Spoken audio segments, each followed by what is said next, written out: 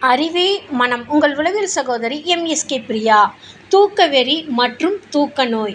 தூக்கவெறி sleeping craving, excessive sleepness, sleeping addiction, sleeping OCD. தூங்க வேண்டும் என்ற அதிகமான ஆசை அல்லது எப்பொழுதும் படுக்கையில் இருந்து கொண்டே இருத்தல், சோர்வாக உணர்வதும் மற்றும் செயல்படுவதும் தூக்கவெறி என்று சொல்லப்படுகின்றது.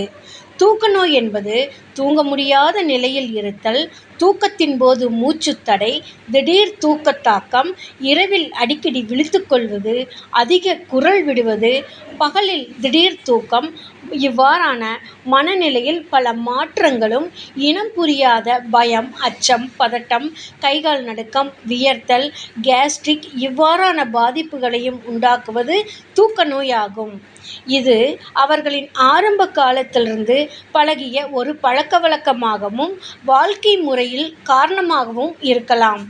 தூக்கவெறி தூக்க நோய் வந்துவிட்டால் எதிலும் ஆர்வமில்லாமல் இருத்தல், வேலையைக் கண்டு பயப்படுதல், வேலை கொடுத்துவிட்டால் என்ன செய்வது என்ற அச்ச உணர்வு, தவறுதலாக வேலை செய்துவிடுவோமோ என்ற பய உணர்வு, நான் மட்டும் வேலை செய்ய வேண்டுமா என்ற உள் உணர்வு, சிறிய வேலைகளை கூட அதிக வேலைப்பளு என எண்ணிக்கொண்டே இருத்தல், இவற்றினை நினைத்து நினைத்து மன அழுத்தம், ஸ்ட்ரெஸ்ஸை இவர்களே ஏற்படுத்திக் கொள்ளுதல், இரவில் நேற்று நடந்த வேலையை பற்றியும் நாளை என்ன வேலை வரும் என்பதையே நினைத்தும் சிந்தித்துக் கொண்டே இருத்தல்.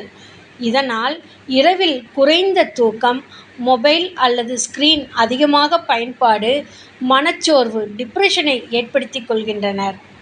எப்பொழுதும் சோர்வாகவே இருத்தல், வேலையைக் கண்டு பயப்படுதல், படிப்பில் அல்லது வேலையில் கவனம் குறைவாக இருத்தல், உடல் பலவீனம், இரவு வந்துவிடுமோ என்ற அச்சம், எதிலும் ஆர்வமில்லாமல் இருத்தல், தொடர் தலைவலி, நெஞ்சு அடைப்பு போல இருத்தல், வயிறு சம்பந்தப்பட்ட பிரச்னைகள், அதீத பசி அல்லது பசியின்மை, வாமிட்டிங் சென்சேஷன், கேஸ்ட்ரிக் ப்ராப்ளம், மலச்சிக்கல் மற்றும் உடல்வலி, தொண்டை வலி, கழுத்து வலி, ரெஸ்ட்லெஸ்ஸாக இருத்தல், எதையுமே நினைவில் வைத்துக் கொள்ள முடியாமலும் இருத்தல்.